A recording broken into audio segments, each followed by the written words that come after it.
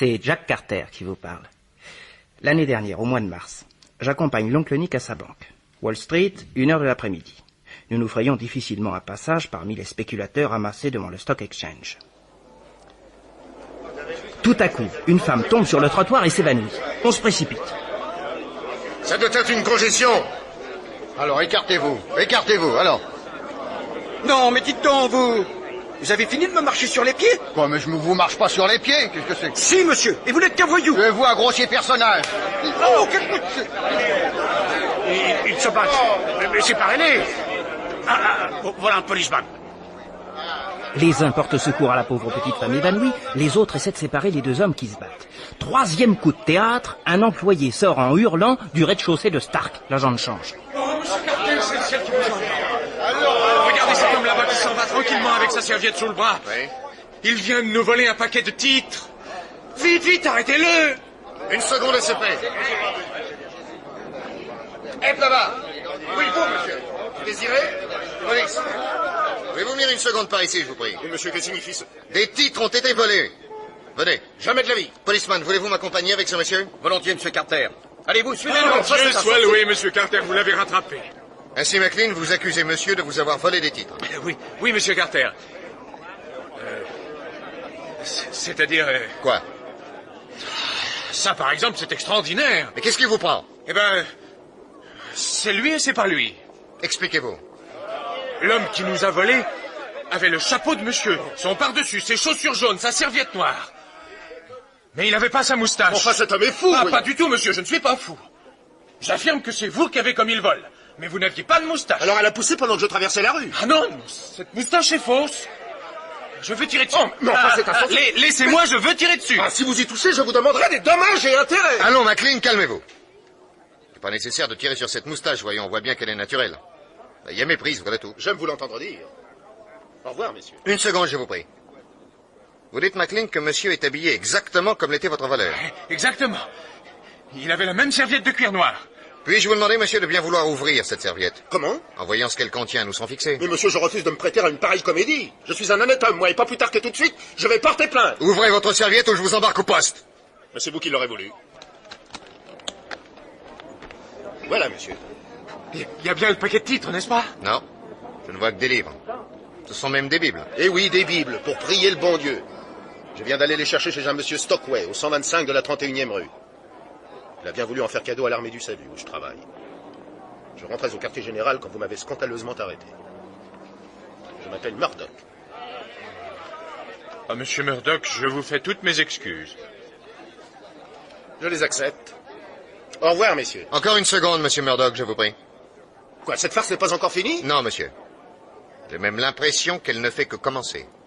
Sur l'invitation de Nick Carter, nous entrons tous dans le hall de l'agent de change, et M. Stark lui-même, qui revenait de déjeuner, supplia son employé de lui raconter ce qui s'était passé. Il faut d'abord que je vous décrive les lieux. Le hall était divisé en deux. D'abord la partie réservée aux clients, puis, derrière des guichets grillagés, celle où se tenaient les employés. Bien entendu, le public ne pouvait pas pénétrer derrière les guichets, tandis que les employés, eux, accédaient à la partie réservée à la clientèle en franchissant un portillon verrouillé par une serrure intérieure. Ils ne l'utilisaient d'ailleurs que rarement. Ils entraient et sortaient de l'agence par une petite porte donnant sur un couloir qui menait à une rue derrière l'immeuble. Vu? Bon. Je laisse maintenant la parole à ce pauvre McLean. Ce qui s'est passé, messieurs, n'a pas duré 2 minutes. Je finissais de ficeler dans un journal un paquet de titres. On devait venir le chercher à 1h exactement. La pendule sonne, et voilà qu'un homme pénètre derrière nous par la petite porte du personnel et brandit un revolver. Prêt à descendre le premier qui ferait un geste. Il y avait des clients? Non, en tout, on était 3 employés. Le bandit oblige mes camarades à se tourner face au mur, puis il vient à moi et il me demande « Ce sont les titres pour monsieur Hayward ?» Je lui dis oui. Alors il m'oblige à mettre le paquet dans la serviette de cuir noir qu'il avait sous le bras. Quand j'ai fini, il reprend sa serviette, il ouvre le portillon et il sort par la porte réservée au public. On avait les jambes en coton. Mais peu à peu, je retrouve mon sang-froid et je me précipite dehors pour crier « Arrêtez-le !» C'est à ce moment-là, monsieur Carter, que je vous ai vu. Vous avez remis à ce bandit tous les titres destinés à monsieur Hayward? Mesdames, j'avais le revolver sous le nez. Mais il n'en avait pas 250 000 $. C'est moins cher que 2 balles dans la peau. Oh, monsieur Carter, il faut absolument retrouver ce voleur. Puisque vous m'en priez, je m'y emploierai de mon mieux, monsieur Stark. Dites-moi, McLean. Quoi, vous connaissez? J'ai fait la connaissance de Monsieur Carter l'année dernière, à l'occasion du hold-up de la Western Bank. C'est mon guichet qu'on avait attaqué. Compliment. Vous portez bonheur aux maisons qui vous emploient. Dites-moi, McLean. Oui, monsieur. Vous m'avez bien dit que le voleur était entré par cette petite porte qui donne sur l'intérieur des guichets. Ah, oui, monsieur Carter, c'est par là que nous entrons et que nous sortons. Sur quoi donne cette porte? Sur un couloir qui mène à la petite rue derrière. L'entrée des artistes, en quelque sorte. Oui, si l'on peut dire. Mais je suppose que par là n'entre pas qui veut. Ah non, il y a un gardien qui contrôle les entrées et les sorties. Il ne doit quitter son poste sous aucun prétexte. Allons l'interroger. Pendant ce temps-là, Monsieur Murdoch voudra bien rester ici. Pardon? En compagnie du policeman. Soyez tranquille, monsieur Carter, j'aurai l'œil. Oh, mais c'est pas mon, ça, alors. Si vous voulez me suivre, monsieur Carter. Oui. Ah, on y voit goutte. Et pourquoi a-t-on éteint le gaz? David, je vous tiens le gardien. Dans sa loge? Roberts? Hello, Roberts? Ça, il n'est pas là. Entrons. Oh, ils l'ont assassiné. Poussez-vous. Il est mort, un coup de couteau en pleine poitrine. Il aura voulu empêcher l'homme d'entrer. Pauvre Roberts. Il était si dévoué. Jack, va téléphoner tout de suite à la police. Et tâche aussi de voir ce qu'est devenue la jolie dame qui s'est trouvée mal sur le trottoir. Si elle est encore là, amène-la moi, j'aurai quelques petites questions à lui poser. Bon, j'y vais. Dites-moi, McLean, comment votre voleur a-t-il su que le paquet de titres que vous veniez de ficeler était pour ce monsieur Hayward? Parce qu'à 11h, sa secrétaire m'a téléphoné pour me dire qu'elle enverrait quelqu'un prendre les titres à 1h exactement. Et pourtant, hier soir, il avait été entendu avec M. Hayward que ce serait sa secrétaire elle-même qui viendrait chercher ses titres à 1h30. Il tenait essentiellement à ce que ce soit elle et personne d'autre. Qui est ce monsieur Hayward? William J. Hayward, un gros actionnaire de plusieurs compagnies de chemin de fer et promoteur d'entreprises considérables.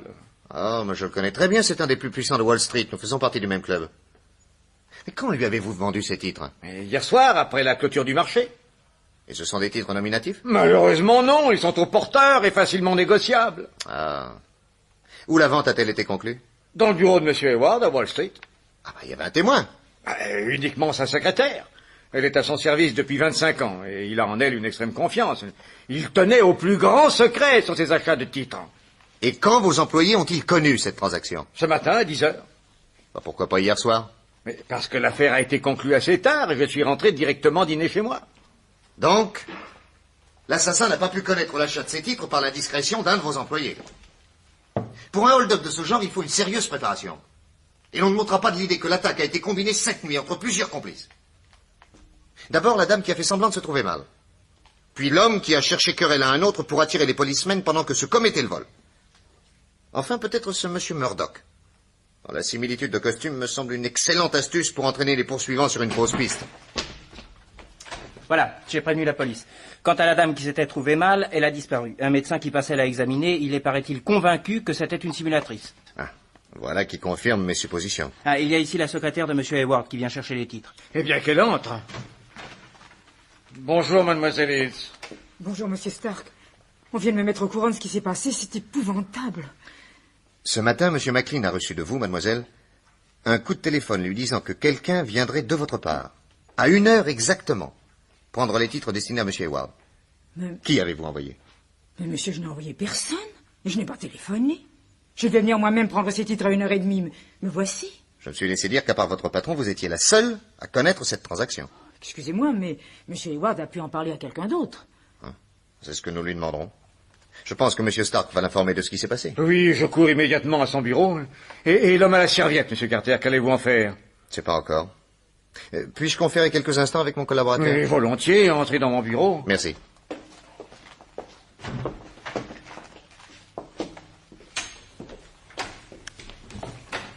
Alors, oncle Nick? Eh bien, nous sommes en présence de 5 suspects. 5? Bon, en tout cas, je vois Murdoch. Oui, naturellement.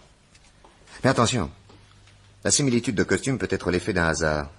Et McLean peut se tromper sur certains détails du signalement qu'il nous a donné. Il y a aussi la secrétaire. Bon, son patron a, paraît-il, la plus grande confiance en elle. Et Puis elle est pas loin de la cinquantaine, ne me semble guère douée pour débuter dans le métier d'escroc. Votre troisième suspect, c'est McLean. Oui, bien entendu. Pour la seconde fois victime d'un hold-up, on est en droit de se demander si on n'a pas affaire à un spécialiste. Et les deux autres? Eh bien, nous avons le devoir de suspecter aussi M. Hayward, qui aurait pu faire voler ses titres pour son propre compte. Lui? Un milliardaire? C'est pas possible. Oh, ça s'est vu. Et enfin, il reste M. Stark. Il se serait volé lui-même? Quel intérêt aurait-il? Je sais pas, il a peut-être contracté une assurance. Enfin, le temps passe, allez, plus de paroles, mon petit vieux des actes. Hein. Bon. Je vais immédiatement à l'armée du salut. Et toi, tu t'attaches à la secrétaire comme si tu étais son ombre. D'accord. Quant aux trois autres, nous aviserons dès ce soir. 8 jours plus tard, malgré nos efforts, notre enquête n'avait pas avancé d'un poil. À l'armée du salut, l'oncle Nick avait recueilli les meilleurs renseignements sur Murdoch, qui travaillait au quartier général depuis 3 ans. La secrétaire, Julia Hills, allait de chez elle à son bureau et de son bureau à chez elle avec une régularité de vieille fille. Quant à Hayward, mania de Wall Street, Stark, l'agent de change, et McLean, son employé, ils étaient filés par les autres collaborateurs de l'oncle Nick. Mais je t'en fiche, rien à signaler. Calme plat. Donc 8 jours se passent, et voilà que le 9e jour, au début de l'après-midi, M. Hayward se présente chez l'oncle Nick, accompagné d'un monsieur grave et visiblement très embêté. Cher Monsieur Carter, voici mon excellent ami John David Radcliffe. Soyez les bienvenus, messieurs. Merci de nous avoir reçus dès mon coup de téléphone. Ce que nous avons à vous dire est strictement confidentiel. Veuillez, mon cher Radcliffe, montrer à Monsieur Carter le document que vous avez dans votre portefeuille. Le voici. Curieux. Oui, c'est un contrat en langage chiffré relatif à la plus grande des entreprises auxquelles je m'attache en ce moment. Il s'agit d'une affaire d'un demi-milliard de dollars. Si les clauses de ce contrat sont publiées prématurément et communiquées à quelques grandes sociétés financières qui aient intérêt à s'opposer à mes projets, il en résultera la ruine de l'entreprise, la mienne et celle de beaucoup d'autres. Et le but de ce contrat? Il s'agit d'opérer la fusion des 6 principales compagnies de chemin de fer des États-Unis avec 3 grandes compagnies transatlantiques. 2 banques de Boston, ainsi que mon ami Radcliffe, sont intéressées avec moi au succès de cette affaire. Elle exige l'investissement d'énormes capitaux. Étant donné que nous sommes encore loin de tenir toutes les compagnies de chemin de fer, vous concevez que le rachat de leurs actions en bourse doit se faire avec des précautions infinies. Oui, je m'en doute. Il y a 8 jours seulement que mon ami Radcliffe a été associé à cette affaire. Vous le voyez, il y a déjà plusieurs signatures au bas de la dernière page. Nous sommes liés collectivement par ce contrat secret qui stipule nos obligations communes. Mais dites-moi, ce document me semble bien important pour être transporté aussi simplement dans un portefeuille. Il est chiffré, monsieur. Enfin, vous ne croyez pas qu'une personne experte réussirait à le traduire? C'est évidemment toujours à craindre. Or, il fallait que la signature de mon ami Radcliffe fût également apposée au bas de ce contrat. Ma femme, allant passer le week-end chez lui à Boston, le lui a apporté et remis en main propre. Parallèlement, j'avais expédié par lettre recommandée le chiffre qui en permettait la lecture. Ah, sage précaution. J'ai donc signé le contrat. J'ai retourné le code par la poste et j'ai rapporté moi-même, aujourd'hui à New York, le document à mon ami Hayward. Tout cela est parfait. Non. Car voici ce qui est arrivé ce matin dans le train pendant le trajet de Boston à New York. Il y avait assise en face de moi une jeune fille charmante, la fille de l'importateur Vanderlift. Nous avons sympathisé. Et quand le train est arrivé à la gare de la 42e rue, elle m'a dit « Le coupé de papa vient me chercher, nous habitons près du Waldorf Hotel. Si vous voulez, je vous déposerai. » J'ai accepté. Et le cocher a pris le chemin qui l'a conduit d'abord au domicile de sa maîtresse, une demeure somptueuse. Mademoiselle Vanderlift s'est excusée de ce détour en me disant « Mon cocher aurait dû passer d'abord par votre hôtel, mais il va vous conduire. Permettez-moi de vous quitter. J'espère avoir le plaisir de vous revoir. » Là-dessus, son cocher m'emmène au Waldorf. En cours de route, je me sens pris d'un léger malaise, une sorte d'étourdissement, qui ne dura pas, du moins me semble-t-il. Et je prends enfin possession de mon appartement à l'hôtel. C'est à ce moment-là qu'une chose m'a étonné. En remontant ma montre, je m'aperçois qu'elle marque 1 heure de plus qu'elle ne devrait. Je la confronte avec la pendule de ma chambre, toutes deux vont parfaitement ensemble. Pourtant, le temps de venir de la gare, il devrait être 10 heures au plus. Or, les 2 cadrans marquent 11 heures. Quelle explication à ce phénomène? Que votre malaise a duré 1 heure au lieu de quelques secondes. C'est l'idée qui m'est venue. Mais il me fallait bien reconnaître que le cocher s'était comporté avec moi absolument comme si rien d'anormal ne s'était passé. Très intrigué, tout de suite, vous le pensez, j'ai ouvert mon portefeuille. Le contrat y était toujours. Mais dites-moi, vous ne craignez pas qu'on en ait pris la copie pendant que vous dormiez dans la voiture? Impossible. Il faudrait y passer bien plus d'une heure. Un document chiffré est beaucoup plus difficile à reproduire qu'un texte ordinaire. Et actuellement, ce papier ne présente rien d'anormal. Si. J'ai découvert au verso une petite tache qui n'y était pas auparavant. Tenez, ici. Ah. Voyons à la loupe. Curieuse odeur.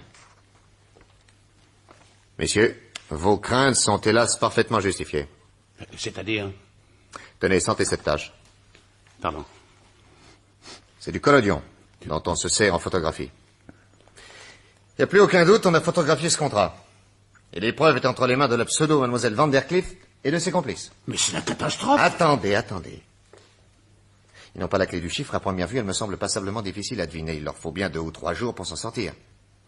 Je vais m'occuper de ces gens-là immédiatement. Votre prix sera le nôtre, Monsieur Carter. Dites-moi, Monsieur Radcliffe, votre jeune fille, elle n'est pas un grain de beauté près de l'oreille gauche? Oui, vous la connaissez. C'est elle qui a fait semblant de s'évanouir pendant qu'on volait vos titres chez Stark, Monsieur Hayward. Vous croyez que c'est la même bande? Aucun doute. Pour moi, ils ont eu vent de l'entreprise dont vous m'avez parlé et ils veulent réaliser une grosse fortune en achetant au cours actuel les actions des compagnies de chemin de fer que vous voulez faire passer sous votre contrôle. Parbleu. D'ici que nous ayons réussi l'opération, la valeur des actions aura doublé. Seulement encore faudrait-il qu'ils aient l'argent pour les acheter. C'est pourquoi ils ont commis le vol chez Stark. D'autre part, il leur fallait la copie du contrat pour savoir quelle compagnie de chemin de fer était visée. C'est pourquoi, Monsieur Radcliffe, vous avez été drogué. Mais c'est insensé, oui. Monsieur Hayward, qui connaît l'existence de ce contrat et du chiffre? Uniquement les associés. Oui, mais en dehors d'eux. Ma secrétaire, naturellement. Personne d'autre? Non, absolument personne. Donc, une indiscrétion ne pourrait venir que d'elle. Depuis 25 ans qu'elle travaille avec moi, Monsieur Carter, je n'ai pas d'exemple qu'elle ait jamais trahi un secret. Elle gagne très bien sa vie et n'a aucun besoin. Elle sait que je lui verserai une très belle retraite.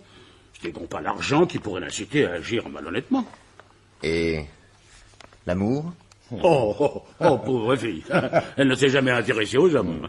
Il serait bien tard pour qu'elle commence. Oui, mais enfin, quelqu'un a tout de même mis la bande au courant du voyage de Monsieur Radcliffe. Oui.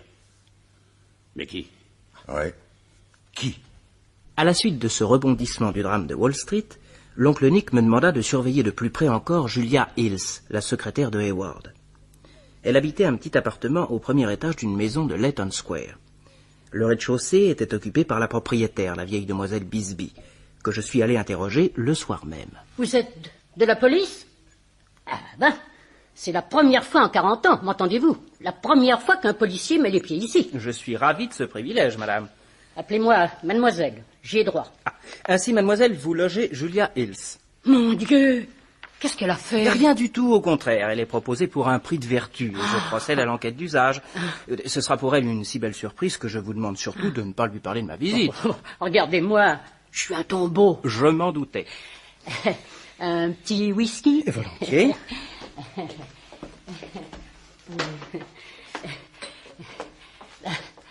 Voilà. Alors, qu'est-ce que vous voulez savoir? Ce que vous pensez de Julia Hills. Ce que j'en pense? Bah, mais c'est une sainte fille. Elle mérite tout le bonheur possible. Voit-elle beaucoup de monde? Non, son frère, une fois de temps en temps. Oh, ben, il lui donne, je crois, assez de soucis. Ah, quel sujet? Il est malade? Bah, ça, je ne sais pas. Elle n'en parle presque jamais. Ouais. Et des amis? Elle a des amis? Non, personne. Ah, à part mademoiselle Flora. Oui, qui habite l'appartement du premier. Et ce sont vos seuls locataires? Oui. Qui est cette mademoiselle Flora? Ah, ça, une bien jolie demoiselle, qui écrit dans des magazines féminins. Sous son nom? Non, elle a, paraît-il, différents pseudonymes. Tenez, par exemple, je ne sais pas si vous avez lu dans l'American Lady Magazine les conseils de Tante Marie. Non. Eh ben, Tante Marie, il paraît que c'est elle. Ah, oui. Elle est devenue l'amie intime de Julia. Et... Tenez, les voilà qui descendent. Ah, cachez-vous vite. Elles vont sûrement au théâtre. En risquant un œil, je vis effectivement Julia Hills sortir avec une jeune femme de silhouette fort élégante, mais dont le visage était caché par une épaisse voilette. Je prends rapidement congé de mademoiselle Bisbee et je me mets à suivre les deux amis, qui m'emmènent non pas au théâtre, mais dans un coin sordide de Harlem. Peut-être allait-elle visiter des pauvres. Là, Elles entrent dans une vieille baraque, au milieu d'un terrain entouré d'un mur. Je saute le mur, je m'approche, et j'aperçois de la lumière dans une pièce derrière. Je grimpe en équilibre instable sur une planche placée en travers d'un tonneau rempli d'eau de pluie, et je regarde. Qu'est-ce que je vois? Autour d'une table, le nommé Murdoch, puis l'homme qui avait cherché querelle à un autre au moment du vol des titres, puis un inconnu qui devait être le chef, encore 2 types à mine de voyous, enfin Julia, qui avait l'air terrorisée, et Flora. Quand celle-ci releva sa voilette, je reconnus sans peine la femme qui avait fait semblant de se trouver mal. Toute la bande était là. La fenêtre était mal fermée, je tendis l'oreille. Ce matin, mes amis, on a photographié le contrat. Ah oui? Voilà les preuves. Tiens, Ah, vous pouvez regarder. voir. Ah, vous n'y comprendrez rien. Il est en langage chiffré. Naturellement, ma chère Julia, ça, vous le saviez. Répondez ou je cogne. Oui. Mais. Et vous vous disiez en rigolant, puisqu'ils y tiennent à ce contrat, eh ben qu'ils le volent. Après, ils ne seront pas plus avancés. Seulement moi, ma petite Julia, ce qui m'intéresse, c'est pas le papier. C'est ce qu'il y a décrit dessus. Alors maintenant, il faut me procurer la clé du chiffre. Mais je ne l'ai pas. Si. Oh, je vous jure. Ton patron n'a rien de caché pour toi. Et demain soir, à 10h au plus tard, je veux que tu me remettes la clé du chiffre. Mais je vous jure que je ne l'ai pas. Tu l'as et tu me la donneras. Sinon, j'envoie à la police le papier que j'ai fait signer à ton cher petit frère. N'oublie pas qu'il est mon prisonnier. Et qu'il reconnaît noir sur blanc être l'auteur du cambriolage de la bijouterie Benton. Il y a eu un mort. Alors si tu veux pas qu'il aille finir ses jours à Sing Sing, c'est l'occasion ou jamais de lui prouver que tu l'aimes. Oh non, non, non, non, faites pas ça, non. Demain soir, vous aurez la clé. Mais qu'est-ce que c'est que ça? Mais qu'est-ce que c'est, quoi? Dis donc, mais qu'est-ce qui se passe? Qu'est-ce que c'est que ce type qui est tombé au fond d'un tonneau? Il est dans la plaque jusqu'au cou. Oh non, dis donc. Mais je le reconnais, c'est le lieutenant de Nick Carter. Hein? Oui, de Nick Carter, oui. Nick Carter. Tiens. Voyez-moi le petit curieux. Viens ici, viens ici. On va te faire causer un peu. Le lendemain soir, chez l'oncle Nick, on commençait à être sérieusement inquiet sur mon sort. Nick ne cachait pas son angoisse à ses 2 autres collaborateurs, son cousin Chick et notre fidèle et brave noir Black Joe, qui se serait fait tuer pour son patron. Il n'y a qu'une explication possible. En filant Julia Hills, Jack est tombé entre les mains des bandits. Ça prouverait qu'on est sur la bonne piste. Oui. Mais si Jack a été pris pendant qu'il la suivait, 2 conclusions s'imposent. Primo, c'est la secrétaire qui trahit son patron. C'est sûrement elle qui a renseigné les malfaiteurs pour le vol des titres et celui du contrat. Ah oui, ça semble évident. Et secondo, ceux qui ont pris Jack font certainement partie de la bande. Sinon, il n'aurait pas eu de raison d'avoir peur de lui parce qu'il suivait Julia.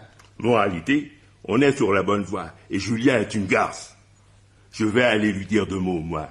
Je taperai dessus jusqu'à ce qu'elle dise où est Jacques. Non, Joe, non.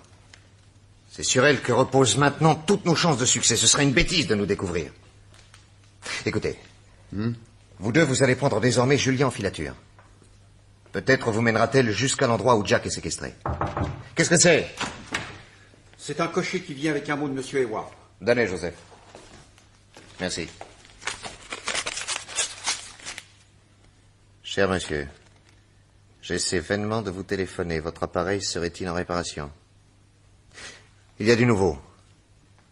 J'ai ici actuellement chez moi une personne avec laquelle une conversation à 3 est urgente. Je vous envoie mon coupé, venez vite, merci et bien amicalement, Hayward. J'y vais. Attention, Nick. Connaissez-vous bien l'écriture d'Hayward? Oui. Elle me semble authentique. Comment elle vous semble, patron? Si c'était un piège... Mais raison de plus pour y aller.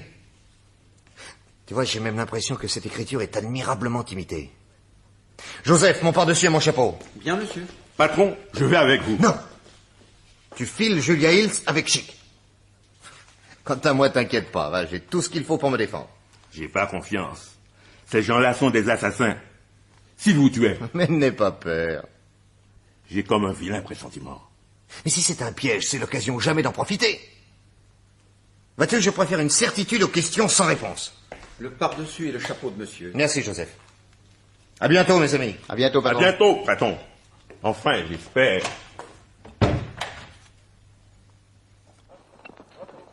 Bonsoir, cocher. Bonsoir, monsieur. Alors, nous allons chez monsieur Hayward? Oui, monsieur. Si monsieur veut bien monter.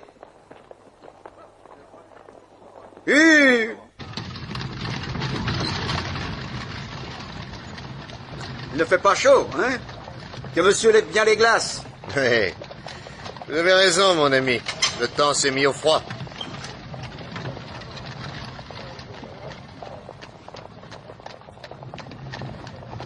Ce cocher a une tête d'honnête homme.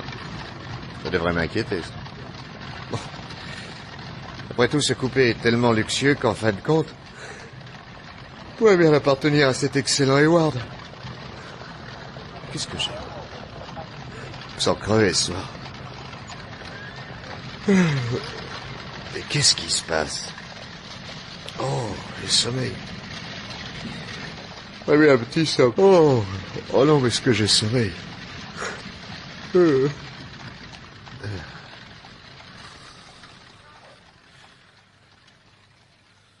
25 minutes plus tard, Nick Carter se trouvait dans un hangar, lié sur une chaise, auprès d'un petit gars qui ne se trouvait pas en meilleure posture, j'ai nommé Bibi. Mais peu à peu, l'oncle Nick retrouva ses esprits. Où suis-je? Qu'est-ce qui m'est arrivé? Oncle Nick. Jack! Chut, parlez tout bas. Il n'y a pas 10 minutes que ces salauds vous ont amené ici. Mais où sommes-nous? Au-dessus d'une écurie qui appartient au chef, un nommé Priestley.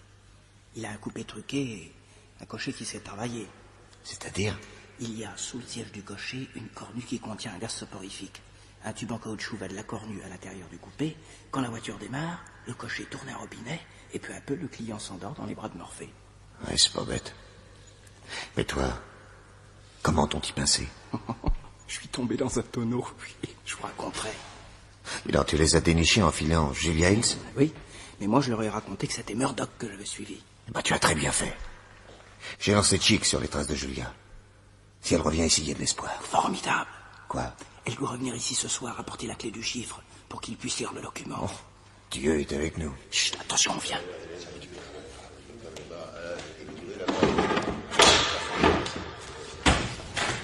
Salut, Nick Carter. Alors, on a bien fait dodo? Tu sais que je vois du petit lait de t'avoir là, ma merci, ficelé comme un poulet. Hein? Qu'est-ce que t'en penses? Je pense que tu pourrais te payer de meilleurs cigares. Celui-là sent affreusement mauvais. Ouais. Un monsieur est délicat. Eh oui. C'est toute la différence entre nous. Ouais. Ben l'heure est venue de me venger, Nick. Et de venger tous mes copains qui moisissent en prison. À cause de toi. Faites entrer Julia. Lâchez-moi là. Lâchez-moi Allez, là. oh Lâchez-moi. Rentre-toi, plus vite que ça. Vous me faites mal. Alors, tu reconnais Nick Carter et son neveu? Oui. Ah! Eh bien, ils vont mourir. Mourir devant toi. Histoire de te faire comprendre que si tu n'as pas pu m'apporter la clé du chiffre, il faut absolument que tu te débrouilles pour me l'avoir demain.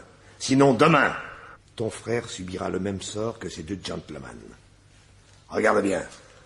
Qu'est-ce que vous allez faire? Les pendre et les marquer au couteau.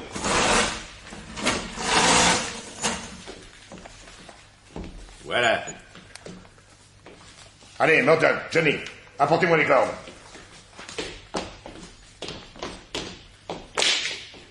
Avez-vous, cher Nick Carter, un dernier vœu à exprimer? Oui.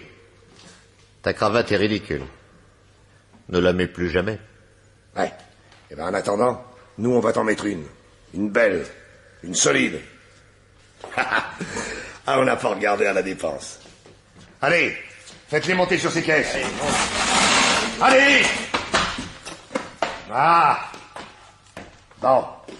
Maintenant, passez-leur la corde au cou. Oh les mains, qu'est-ce que c'est? D'où ils sortent, cela? Ah, on a filé Julia Hills et nous voilà, cher monsieur. Un seul geste et on vous abat comme des lapins. Joe, coupe la corde aux prisonniers. Oh, attention! Il dégringole, on dirait des pipes! Mon revolver est vide! Tirez pas, je me rends! Attention, Joe, derrière toi par terre, lancez pas un couteau! Oh, bandit!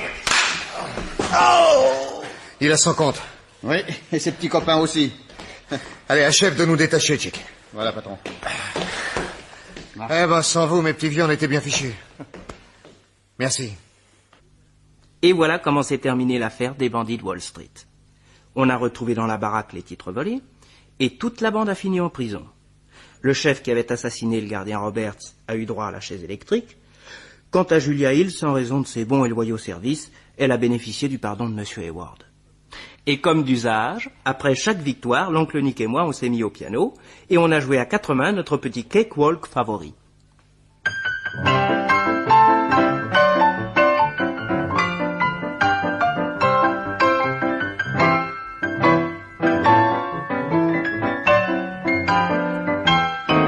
Dans la série Les exploits de Nick Carter, le détective américain, vous venez d'entendre Les bandits de Wall Street. Texte de Jean Marcillat. C'est une production de Maurice Renaud. Prise de son René Cambien, bruitage Géo Valery, assistante Odette Briane, réalisation Abder Isker. Avec dans le rôle de Nick Carter, Michel Gatineau. Et Robert Party, Jean Mauvais, Georges Hubert, Henri Nasquier, France Ellis, Aram Stéphane, Germaine Delba, Jean Clarieux, Henri Labussière, Luc Germain. Le conteur Jack Carter, neveu de Nick Carter, Pierre Pernet.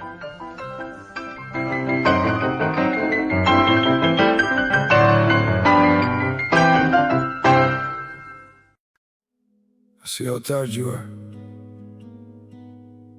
how much you've been thrown.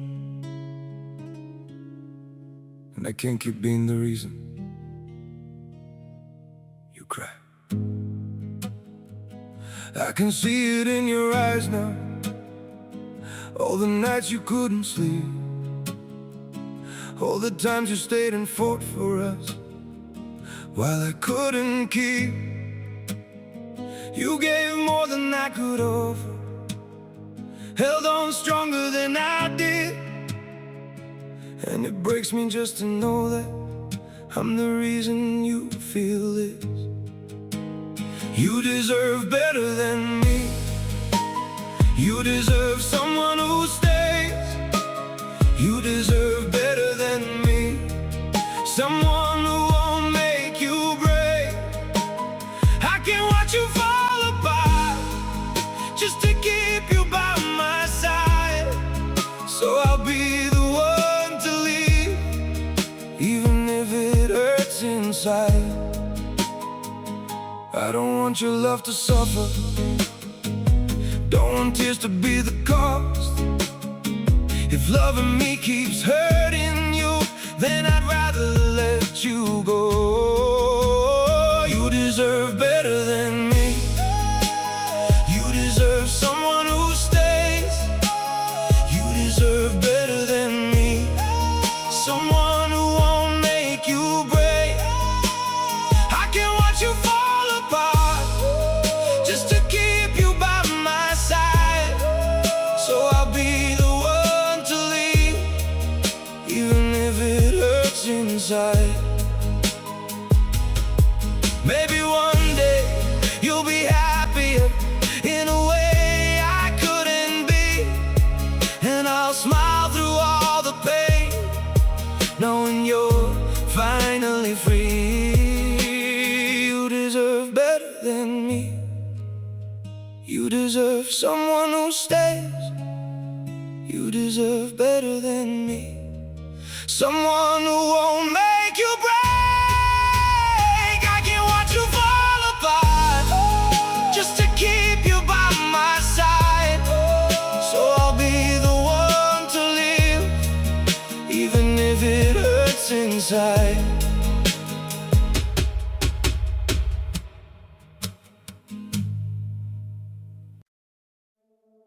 You were brighter before me,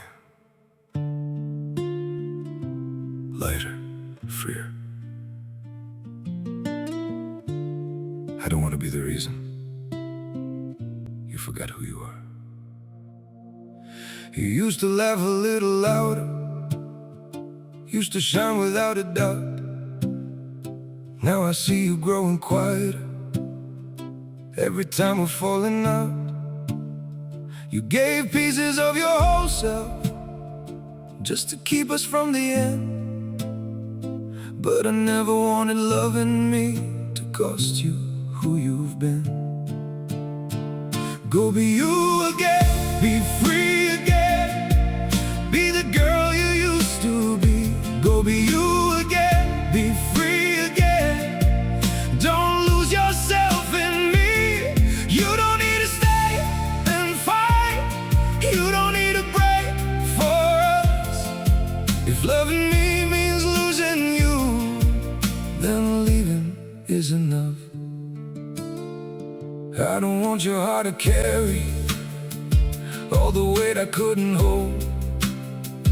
You deserve a life that's lighter, not a love that feels so cold. Go be you again, be free again, be the girl you used to be. Go be you again, be free again, don't lose yourself in me.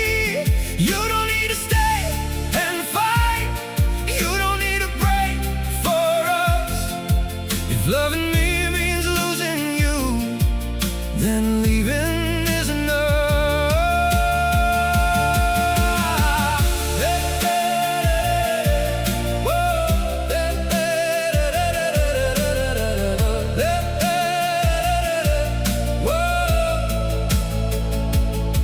Maybe one day you will remember all the good without the pain, but right now I'd rather lose you than see you fade away.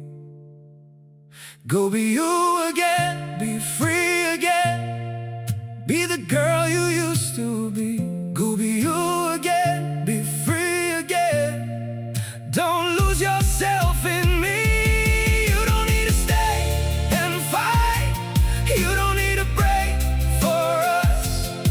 If loving me means losing you, then leaving is enough.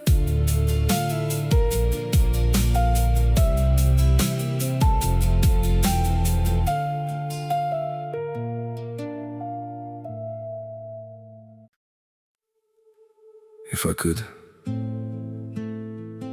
I'd give it all back to you. Your time, your love, your youth, so you could walk away lighter. You gave me all your young years, all the love you had to give, every dream you shaped around me, like I was the life you'd live. Now I see the weight I left you, all the tears I never knew, and it kills me thinking I'm the one who took that all from you.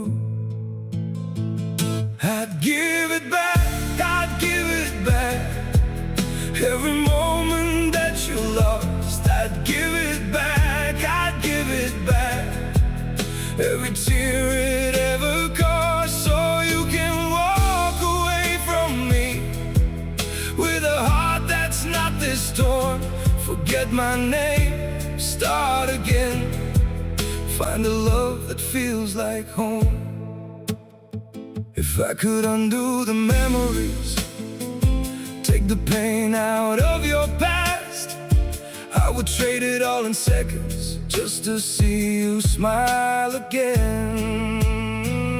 I'd give it back, I'd give it back, every moment that you lost. I'd give it back, I'd give it back, every tear it ever cost, so you can walk away from me with a heart that's not this torn. Forget my name, start again, find a love that feels like home.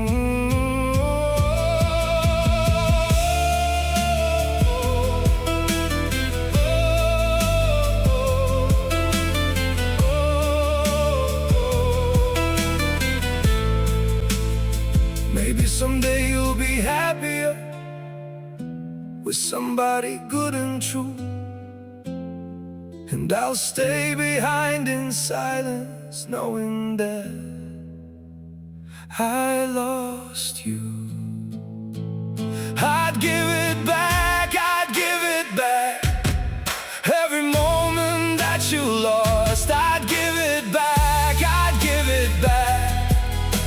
every tear it ever cost, so you can walk away from me with a heart that's not this torn.